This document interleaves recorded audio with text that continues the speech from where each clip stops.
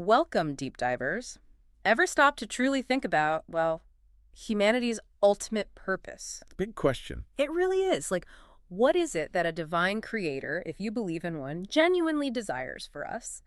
And maybe more importantly, how does that cosmic longing align with our own deepest aspirations? That intersection is key, isn't it? Exactly. Today, we're embarking on quite a fascinating journey, I think, a deep dive into a sermon by the renowned Korean evangelist Reverend Sun Young-moon. It's titled The Formula for God's Providence. It's a profound subject, definitely.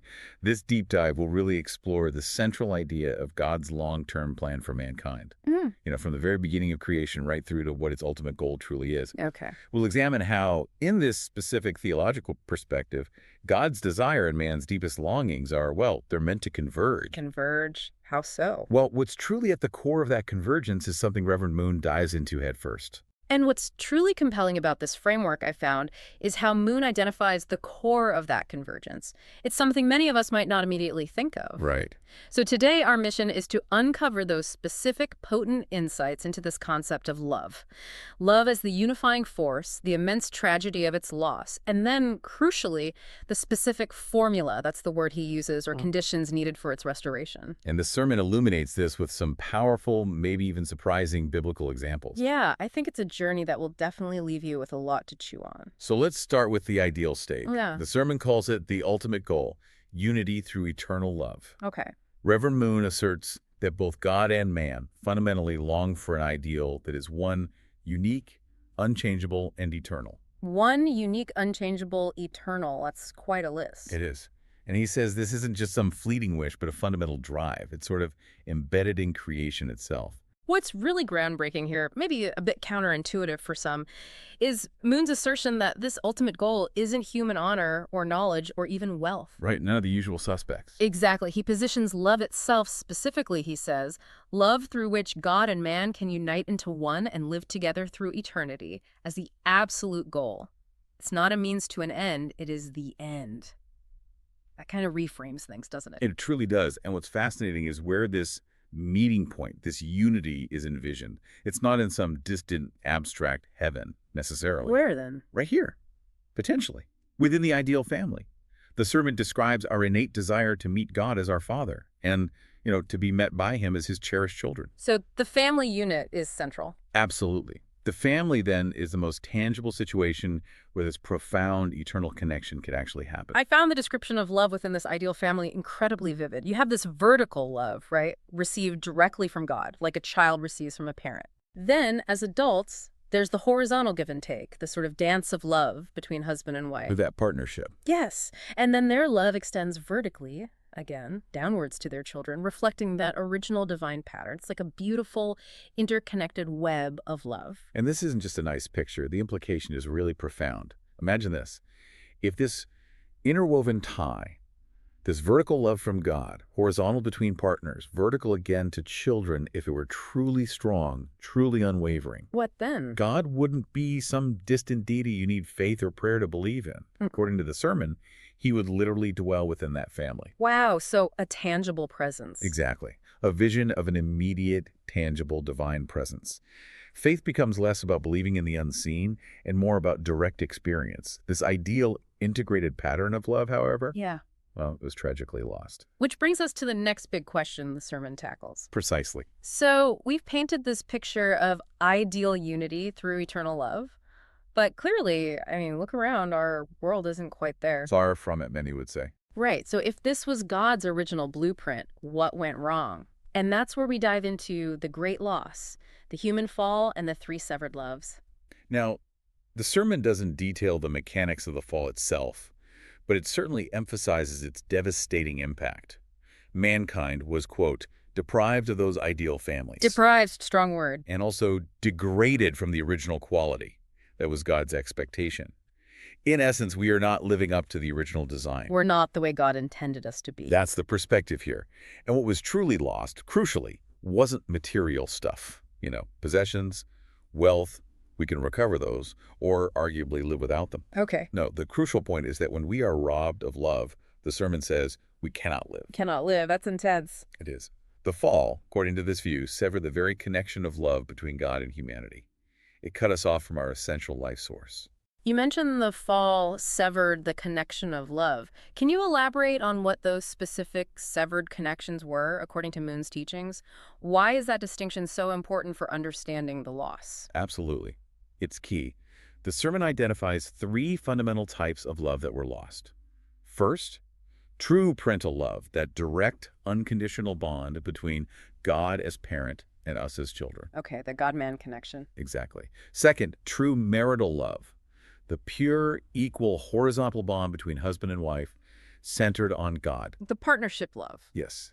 And thirdly, true love of children, the love flowing from parents to children, again, centered on God's purpose, not just biological instinct. Parental, marital, children's love, all true versions lost. And the sermon makes a very stark claim here. It says, no people who have experienced these three types of love in the true sense. Whoa, so basically no one on earth has truly experienced these core loves as intended. That's the implication. A deep fundamental disconnect from our original design and potential. That's a huge statement about the human condition, suggesting we haven't even tasted the real form of these basic loves. I can only imagine the weight of that from God's side. It really highlights God's perspective on this loss.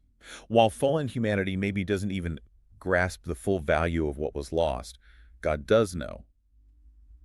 And he was, the sermon says, infinitely sorrowful. Infinitely sorrowful. Imagine Adam and Eve shedding tears of sorrow in leaving God, not tears of joy, finding themselves in a most miserable situation. And God, seeing them drawn away by the enemy Satan, felt almost no hope for their restoration. Almost no hope, from God's perspective. That's how deep the tragedy was felt. Yeah. It was, as the sermon puts it, a very great tragedy, a complete shattering of the divine purpose. So if this ideal was shattered and the loss was so profound, what happens next? This leads us to the formula for salvation: sacrifice, atonement, and tears of hope, right? Exactly. God's desire, the sermon says, was to forgive, naturally.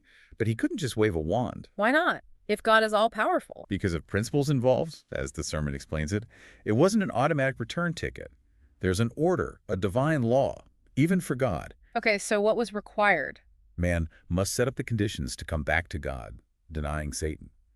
It means actively choosing to separate from the influence that caused the fall, reversing that original choice in a way. Setting up conditions. How?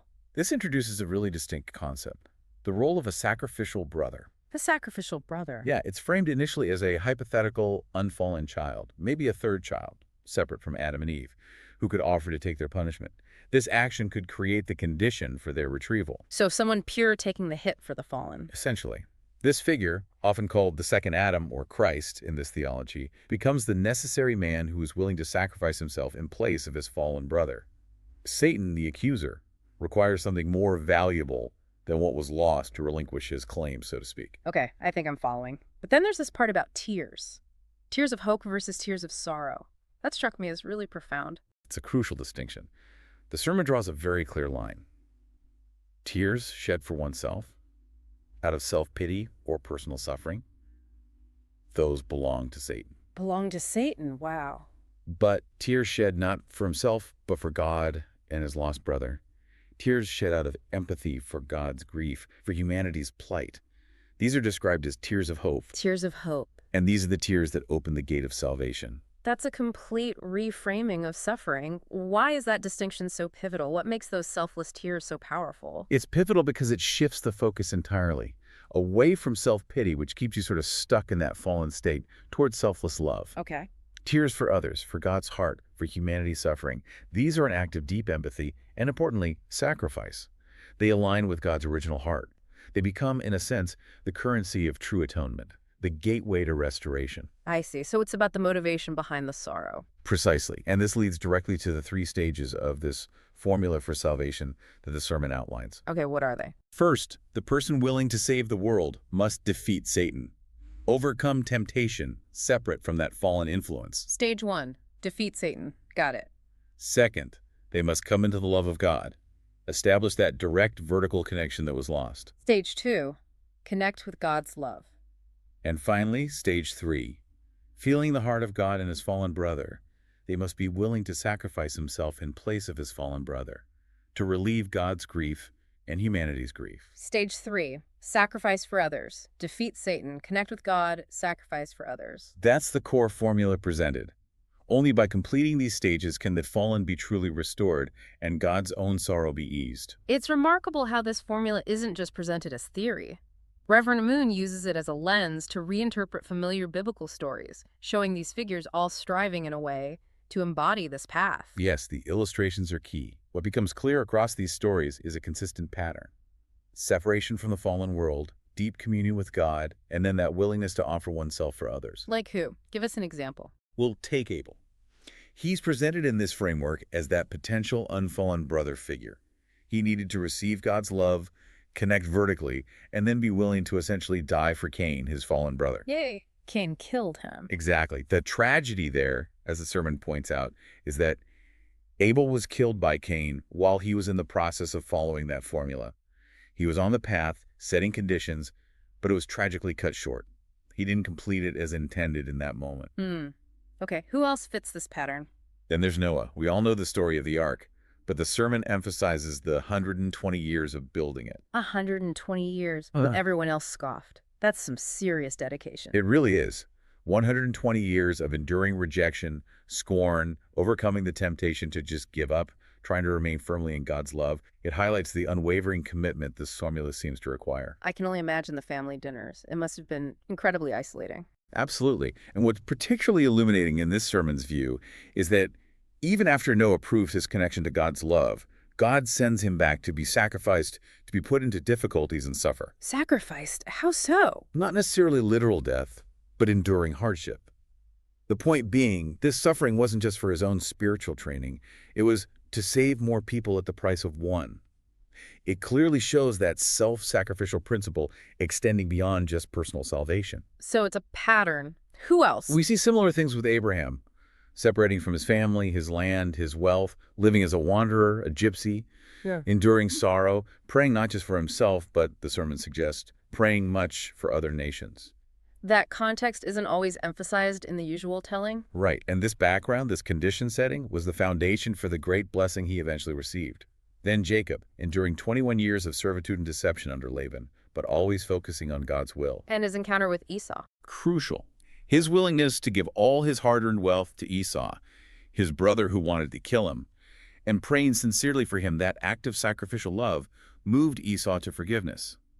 The sermon notes, he grew farther and farther from the world, but he came to receive more love from God. So a consistent theme. Separation, connecting with God, and then sacrifice for others. Moses, too. Moses, yes. Abandoning the comfort and power of Pharaoh's palace, cutting himself off from worldly glory, being willing to sacrifice his life for his nation, enduring the wilderness. It fits the pattern. This brings us to John the Baptist. He's presented as a really crucial example, showing both adherence to the formula and, well, a significant divergence. Yes, it's a pivotal case study in the sermon. He's praised as the greatest of all prophets, precisely because he embodied the formula up to a point. He separated himself in the wilderness, and importantly, he shed tears for the coming Messiah, for God, for his nation and his people. Tears for others, not himself. Exactly. That outward-looking heart, that connection to God's concern, that set him apart. There's a but, isn't there? There is. And it's what the sermon calls the crucial divergence.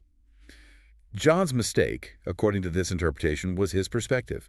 He prayed for the Messiah as the ruler of his own nation, Israel. He expected Jesus to save Israel specifically, observe the Mosaic law, restore national sovereignty. Okay, a nationalistic view. Yes. But the sermon argues Jesus came as the ruler of the whole world, with a much wider universal scope. His mission wasn't just for Israel. And that difference mattered. Critically. This difference in viewpoint, this limited perspective, caused John to ultimately stand on the side of the Israelites who opposed Jesus and caused his death. He doubted Jesus because Jesus didn't fit his nationalistic expectations. So he missed the bigger picture. He missed the chance to become Jesus' chief disciple, to bridge the gap. The sermon suggests that if John, who was highly revered, had fully united with Jesus, the entire nation might have followed, fundamentally altering salvation history. It's presented as a tragic missed opportunity based on limited understanding. Wow, that's a powerful lesson on perspective. And finally, this leads us to Jesus Christ himself, presented as the exemplary Adam. Yes, the one who perfectly fulfilled the formula. His life mirrored it, leaving his family, living a solitary life focused on God, enduring temptation, and ultimately receiving God's full love and commission. And the sacrifice part. Crucially, He made himself a sacrifice for other Yeah. people, just as the unfallen brother would have sacrificed himself, the ultimate example. Right. And the sermon emphasizes that critical moment. He did not curse those who killed him. He prayed and asked God to bless them. That act, that love for enemies, sealed his role. Making him the mediator. The mediator and the exemplary Adam for the whole world. He completed the formula, paving a new path. And this pattern didn't stop with Jesus. No, the sermon argues it continued. The history of Christianity, with missionaries being martyred yet praying for their killers, separating from the fallen world to influence it through sacrifice. Yeah, it follows this path. It even extends the principle more broadly, mentioning the four great sacred men of history, Jesus, Confucius, Buddha, and Muhammad, suggesting they all endured persecution for mankind because they shared a deep longing for God and humanity, embodying aspects of this sacrificial love. It's presented as a truly universal principle. What becomes really clear from all these examples is that this isn't just some, historical footnote or a strange biblical interpretation. According to the sermon, this sacrificial path reveals a universal principle, one that still holds immense power and relevance for us today. Exactly. It points to what the sermon calls the power of selflessness. Which feels like a paradox, right? Yeah. Denying yourself to gain something. It is counterintuitive in a worldly sense, but the sermon argues that a person who genuinely denies himself and sacrifices for others will naturally become a center around whom people will gather. It attracts not just people, but also, crucially, cooperation from God. Growth comes through giving, not grabbing. Not through self-aggrandizement. No, it has to be genuine, selfless giving. And the sermon keeps coming back to Jesus' ultimate love, his prayer in Gethsemane, not as I will, but as thou wilt, and his love for his enemies on the cross. That's presented as the ultimate sign of his having loved the whole of mankind. This, it says, is what made him the greatest. Okay, so this isn't just for historical figures or saints. The sermon really brings this home. It talks about your personal formula for richness. It directly challenges you, the listener. It does. It says quite directly, if you can do that much, you cannot help but be the friend of Jesus or the bride of Jesus. You can have his Father as your own. You can have everything he had. That's a big promise. What's the core message there for the individual? It boils down to this. Love God and love people at the price of your life. Then you can gain your own life and gain all people also. It's that paradox. Again, lose your life for others' sake to truly find it. So what does this look like practically? How do you apply this formula today? Well, the sermon recaps those three stages, but applies them to your own life. First, separate yourself from Satan, meaning consciously choose paths that align with goodness, resist selfish temptations, detach from purely materialistic values. Okay, separate then. Second, come into the love of God. Cultivate that personal relationship through prayer, study, living a principled life. Connect vertically. Connect. And the third. Third, sacrifice yourself for the sake of other people. This is where it gets really practical. How so? The sermon gives examples. Study, not just for your own career or grades, but with the motivation to use that knowledge to help save the world. Marry, not just for personal happiness or romance, but with a view towards building a God-centered family for the sake of humanity's future. Pray not primarily for your own needs, but for others, for the world, for God's will. Wow. That's a complete reorientation of, everything. Daily life, goals, relationships. It really is. Shifting the center of your life from me to we, encompassing humanity and God. As a final takeaway, then, what's the bottom line? The sermon makes another really powerful distinction about tears, doesn't it? It does. It's a stark summary. Those who shed tears for themselves are fools. Fools. Strong word again. Those who shed tears for others are wise men, because they can win God and win the whole world and everything in it. Self-pity leads nowhere. Selfless empathy unlocks everything. So by following this path, this formula, what's the ultimate reward? The sermon claims you can be the possessor of God's love. You inherit those three true loves we talked about: true parental love from God, true marital love, true love for and from children. You become, in this spiritual sense, the richest of all people. You're rich in love, not just material things. Exactly. You will embrace the whole world by love, true love. And what's truly thought-provoking, perhaps, as we wrap up this deep dive, is how the sermon defines the kingdom of heaven. It's simply described as the place where such people meet. Wow. Not just a future destination, but a present reality created by people living this way. That's the implication. A heaven that doesn't just wait for us after death, but one that begins right here, right now, through this specific way of living and loving centered on sacrifice and true love. A truly powerful thought to consider. Thank you for joining us on this deep dive into the formula for God's providence. It's been fascinating to explore. Until next time, keep exploring, keep questioning, and keep digging deeper into the ideas that shape our world.